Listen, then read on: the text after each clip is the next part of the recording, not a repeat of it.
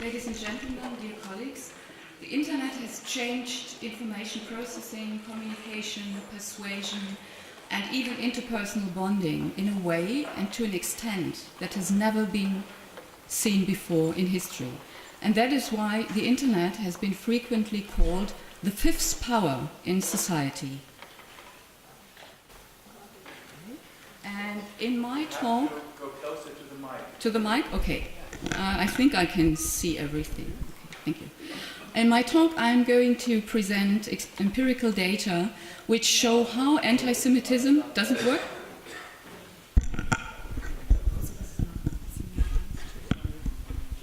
Like this? Okay, is it better? No? Like this?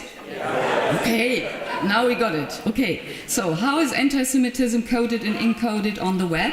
And how do specific features of the Internet affect, enhance, and accelerate the spreading of anti-Semitic content? And last but not least, I'm going to talk about the symbiosis of the so-called virtual world of the Internet and the real world we are living in. And so I'm going to show which impact anti-Semitic content of the Internet has on society in general. Okay. A few words on the relevance of the Internet. We do know that the Internet has certain features. It is user-generated content, global accessibility, anonymity, of course, to a large extent. It takes place at a very, very high speed, and we do have global interconnectivity, which makes it very persuasive. And the most important part of the Internet by now are the social media, not only because they are the most important information resources, but they are also very influential because on the social media, people, especially young people, are sharing their values, communicating their feelings, their attitudes. And when it comes to anti-Semitism, we see that they really create mental models, which are belief systems that are age-old. And coming to the main features of the Internet, we see that online processing is concerned with the processing of multimedia, multi-channel, and multimodal. And of course, the synopsis of these multimodal channels makes the persuasive power much, much bigger than normal communication process. I'm going to present now data and results from a long-term study that is taking place since 2004, but most of my current data stem from a research project financed by the German Research Foundation, and it's called Anti-Semitism on the World Wide Web.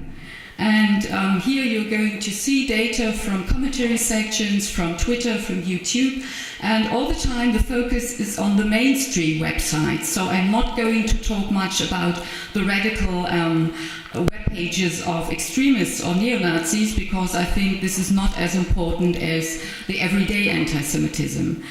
What we do is we work with corpus studies, because only corpus studies supply us with natural and authentic data in very large quantities. And first we drew and collected and stored a huge amount of text with a so-called crawler, that is a certain software tool with which we worked according to keywords like Jews, Judaism, Israel. And afterwards, and that is the main part, of course, of the work, we did quantitative and qualitative content analysis of the anti-Semitic text, because only then you can see whether there is an anti-Semitic content. And as I said, the focus is on everyday's anti-Semitism. If we have a look at the overall situation when it comes to anti-Semitism in the last 15 years or so, and here I rely on the data of my long-term study, we do see a deep-rooted Judeophobia, Jew hatred in society at all levels. We do see at the same time that the taboo established after 1945 is definitely losing its grip, especially if anti-Semitism is articulated in its main manifestation, and that is when it's articulated as anti-Israelism and anti-Zionism. We do see in my data that we do have an increase of verbal anti-Semitism in some areas of internet communication and also in the real world. the volume of anti-Semitic comments have tripled. And this goes along with a growing feeling of uneasiness and fear in the Jewish communities. At the same time, we do see a very strong dissonance. On the one side, at the political institutions, we do see, of course, the official condemnation of anti-Semitism, but on the other side, we do see a lack of effective action. I will come to that later again. And in civil society and in certain areas, main areas of media and politics, there is a gross lack of interest in the phenomenon of anti-Semitism. So, on the one side, increase of anti-Semitism, all our empirical data show this, and at the same time we do have denial or trivialization of the very phenomenon, because we do see a double standard. The focus has always been on the right-wing extremists, and left-wing anti-Semitism and educated anti-Semitism has been left out, or it is trivialized. So this is a big problem. Of course, we do have some kind of darknet with right-wing extremists and neo-Nazis, but as I will show you, this is a minor part of anti-Semitism on the web. You do see some examples here, for instance, a commentary below a YouTube video, last access only 2 weeks ago. One should kill by gas all of them, the Jewish criminals. Or the infamous Jew Watch in the United States is speaking of the filthy kikes who have total control over the world and over all institutions. Then you see here a multimedia aspect, conspiracy fantasies. I'm not talking about theories because I don't want them to give the status of theories, so I'm speaking of conspiracy fantasies. And you do see that the name of Rothschild does play a very significant role. It plays a role as a symbol, a chiffre, for the dominance of Jews in the world. Then on Twitter, for instance, you have a mixture of text and pictures, and here it is said that if you give enough money into the gas oven, the Jews themselves will crawl into it because of their greediness. And of course, you have visible in all commentary sections on YouTube those conspiracy fantasies. For instance, the very infamous NS propaganda film from the Nazis from 1940, Die Rothschilds. And you see all kinds of commentaries like the following: Jews are a barbaric people, or I do agree the Rothschild family is the major root of evil in this world. And I will come to this conceptualization in a minute, because it's really the fundament of anti-Semitism. But also, as you can see here, this is the Amazon bookstore, open access. You find conspiracy fantasies, you see the pictures, it might directly come from Die Stürmer, and if you read the text, you have all kinds of conspiracy fantasies here, and there's no difference between right-wing extremists and the open access books on Amazon.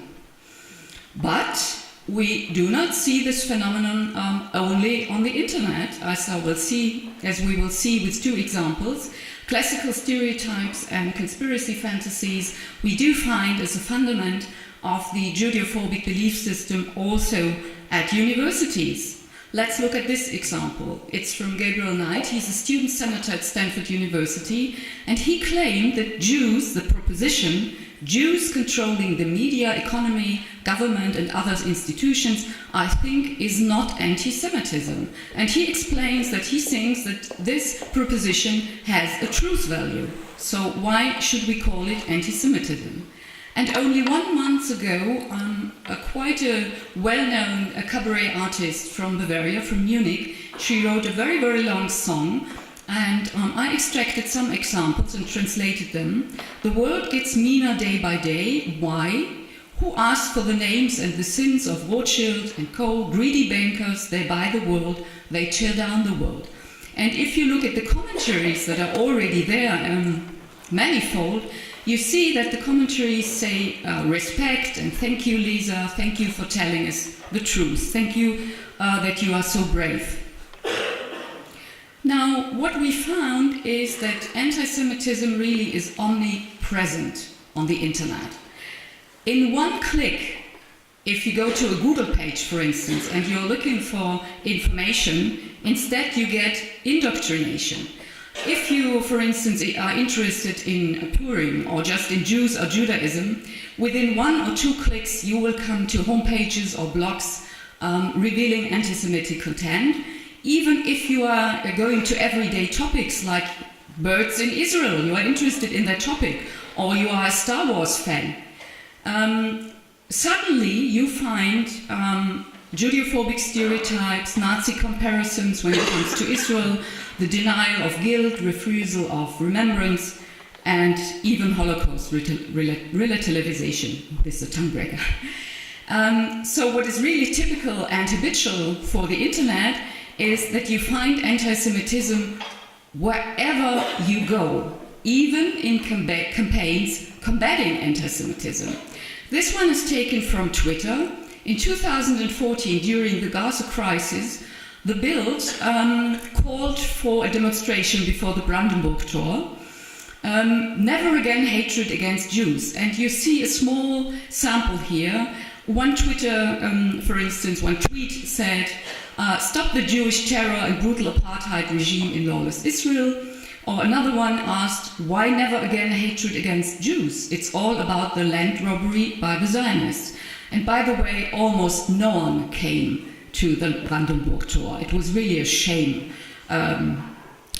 if you think about what the Bild Zeitung made in this campaign. Of course, we do have a lot of left anti-Semitism on the internet, especially BDS and boycott campaigns. This is one of the last ones. I don't know whether you know this Hollywood movie, Wonder Woman, and the actress there is Israeli. And so you had a campaign to boycott this Hollywood movie, and here you have a small, some examples from the Twitter account below this global boycott.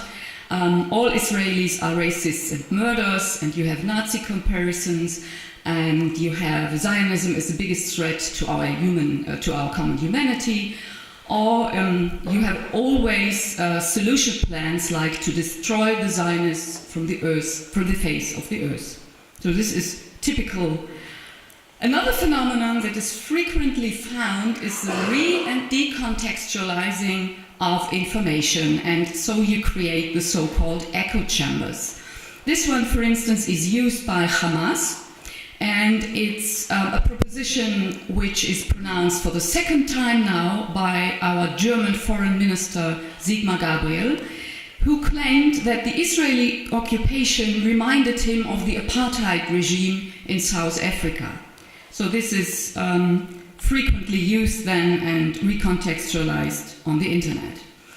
All in all, the main multipliers and the main propagators of anti-Semitic content are the mainstream website.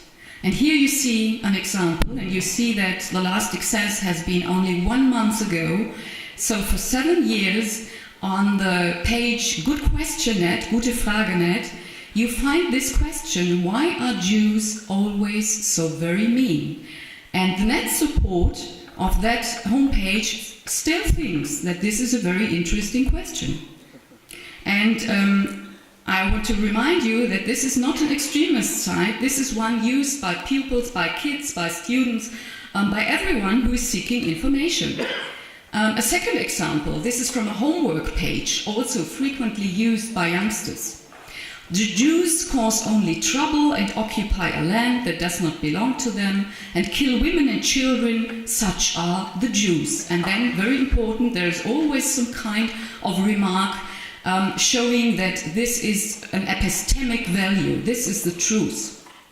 And you see the last access has been only 2 weeks ago. So for the last 10 years, this text is on open access on the internet. But we do not need to go to the Middle East conflict. We do not need any reference to Israel or to the conflict. Let's take the circumcision debate that was in 2012. And you see a synopsis of the most prominent examples here.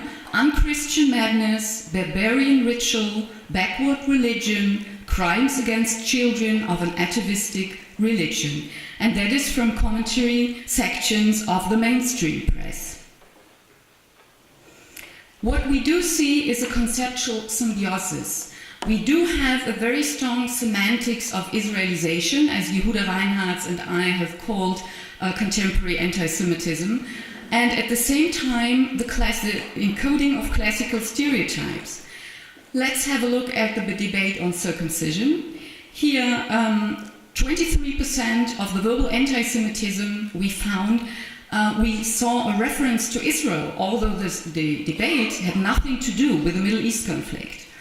We do see a combination of Israel-related stereotypes and classical stereotypes, and the same holds true for the commentaries. We saw below a speech of Josef Schuster. He's the president of the Central Council of Jews in Germany, and his speech was on immigration. It had nothing to do with Israel. Still, we found 42% of Israel-related stereotypes combined with classical stereotypes, more than 44%.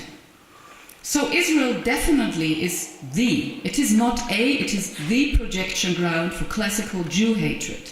We do see at the same time an increase of classical anti-Semitism, and if you look at the reports, and I go back to the first slide that we have some kind of dissonance. For instance, the latest report from the government, from the Bundestag, it claims that classical anti-Semitism has decreased. All my data show the opposite. So the long-term study definitely shows, with my empirical data, that more than 50% of all verbal utterances coding anti-Semitic content are Israel-related anti-Semitism, and at the same time, this Israel-related anti-Semitism is combined with classical anti-Semitism. If we look at the web in the 21st century, we see that the coding of anti-Semitic content, and especially of classical content of anti-Semitism, has tripled in certain areas. Let's have some numbers. In 2007, we analyzed approximately 1,000 texts from online commentary sections of the mainstream press. And we found 7.5% classical stereotypes. In 2014, also approximately 1,000 texts from the same online commentary sections, it was 36% of the utterances coding stereotypes. So we have a very, very strong persistence and increase of classical stereotypes. Our corpus study on the Gaza conflict, for instance, showed that we had 43% classical, age-old stereotypes going back to the early Middle Ages, and interestingly, only 20% post-Holocaust stereotypes. Sometimes it is claimed that the post-Holocaust anti-Semitism is the most dominant one next to Israel-related anti-Semitism, but all my data show that this is not the truth. We do have a very strong combination of classical and Israeli-related stereotypes. In comparison, more than 20% of that kind, and post-Holocaust and Israel-related only 10%. What we find is the concept of the eternal evil Jew. So Jews are described as a collective with specific and unchangeable characteristics, and this is going along with the dehumanization and demonization. And the main conceptualization we always find wherever we go is that Jews are the enemy to mankind. This is, by the way, very old, 2,000 years old. It was coined by Paul in his letters from Thessaloniki. And you see that this conceptualization is projected one-to-one to the state of Israel. And you do see it on the streets. One of the last demonstrations in Berlin. Israel, the true enemy of mankind, it says. And this one here is a mental model I created from the most frequent words and phrases I found in the last 5 years on the internet when it comes to Israel, Jews and Judaism. This is the so-called word cloud. Some of you may be familiar with this. And the words in the big letters are the most frequent ones, like murderer, evil of the world, NS Israel, hatred and brutal. And next to this, you find phrases like, without Jews, the world is a better place. They are no human beings. They are the most disgusting garbage of the world. They destroy. They are the devil. So this is the very old picture Armin Lange has talked about this morning. Oops.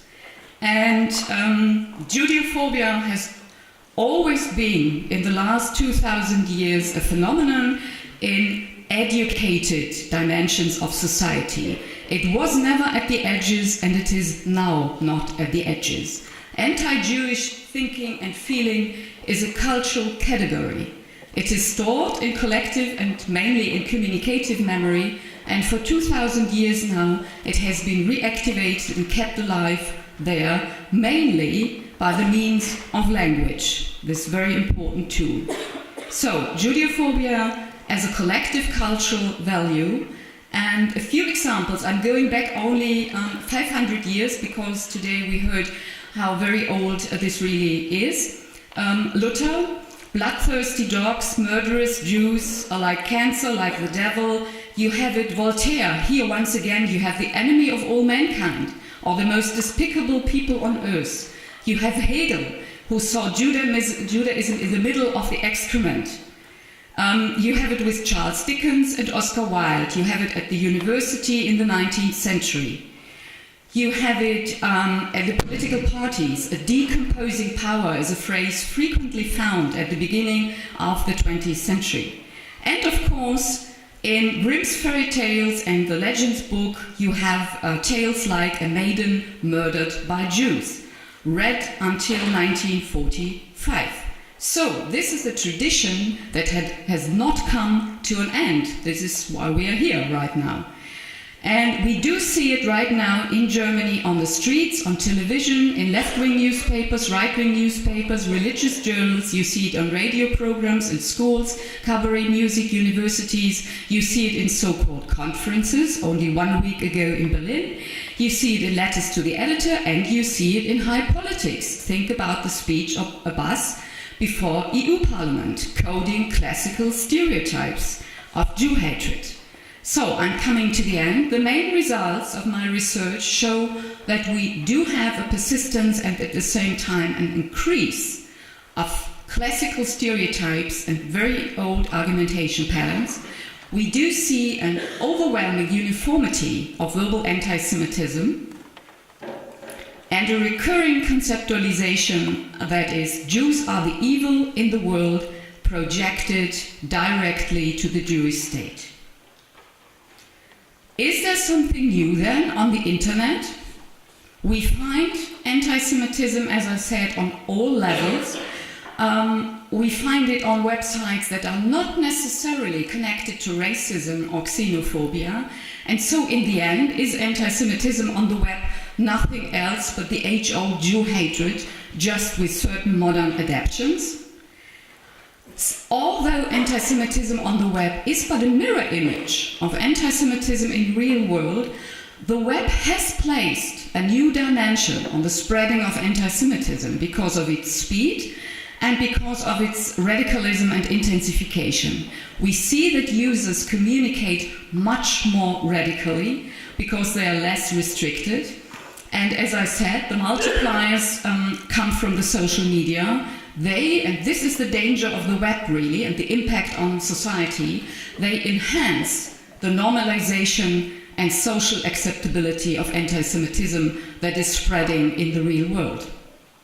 And I'm very, very skeptical when it comes to the Network Enforcement Act. So, no end to anti-Semitism? No, sorry, there isn't.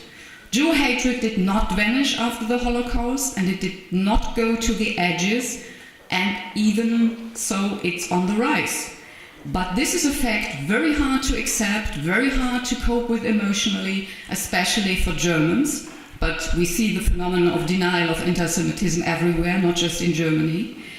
And so the last question, an end to anti-Semitism? We won't see an end to anti-Semitism in our lives. We won't see it in the next centuries, to be sure. But, and this is an important aspect of this conference, we can try to prevent its increase and the process of normalization that has taken place now so rapidly. And we do have to fight the false conceptualizations and frameworks in which so far combating anti-Semitism has taken place. No, anti-Semitism is no social prejudice system. It is not necessarily racism. It is no general stance or bias against a minority. It is no psychological or social attitude. It is not some kind of anti-modernism. Anti-Semitism is a cultural category. And if we do not push this vehemently into society, nothing will change. So, two demands. First, accept that it is a unique cultural category. In German, it's Gefühlswert because of its very strong emotional dimension and fundament. It's a predisposition in collective consciousness, and therefore it has to be dealt with differently than any other prejudice system. But it's so hard to bring this to a political mind. Second, stop playing down verbal anti-Semitism. For the last 2,000 years, it has been the fundament of Jew hatred, and it's still stored in communicative memory. So, if we manage this might be, I'm very, very pessimistic, but let's be optimistic, it's the last sentence. It might be the beginning of a more effective fight against anti-Semitism. Thank you very much.